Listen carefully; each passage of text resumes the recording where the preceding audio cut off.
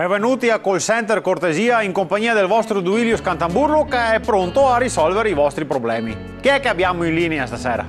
Salve Duilio, grazie della possibilità di ascoltare il mio problema, mi chiamo Amos. Mi spiace, guarda, mi spiace perché mi penso che sei dei genitori che si droga prima di decidere il nome di un puteo. E questo ormai, ti chiami così, questo te che è tenertelo. No, ma non è il nome il mio problema, anzi mi piace a me Amos, sempre piaciuto. Ah sì, no, infatti è un nome bellissimo, amo. Grazie. No, il problema vero è che ho mio nipote che va in crisi, ma sono il padrino e non so cosa regalargli. Questo è un bel problema, faticase. Fatica, una volta si regalava macchinetta fotografica a Cresima. Sì, ma adesso il telefonino serve altro. O a videocamera. Sì, se fai video col telefonino cosa serve? O i giochi in scatola. Si gioca online col telefonino.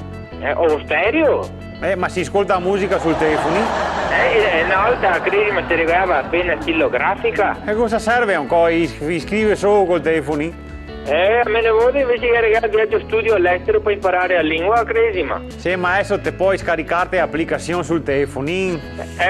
O metti una bicicletta per cattarsi con gli amici e stare in compagnia in piazza. Ma non si trova neanche altro, adesso guarda sui social network chi si trova col telefonino. Non so, faccio fatica veramente, ti avevo messa idea di cosa regalare. Ma mi quasi pensavo a un telefonino. Un telefonino? Ma per fare cosa?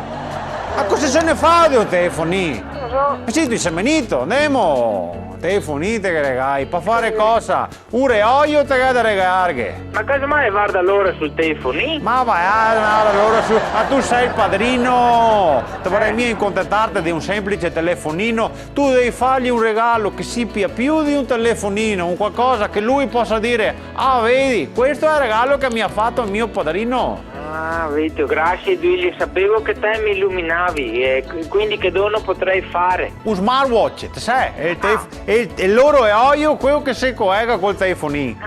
Così io quando è a scuola metti chi che sequestra il telefonino, cosa che ne frega, io se guardo i messaggi sul telefono va bene lo stesso e io si collega col telefonino anche se io ruba e se ciava anche la professoressa. Grande Duilio, sei geniale, grazie. Ciao Porto, se stammi bene. Ciao. Ciao. Amos comunque. Quello che sei.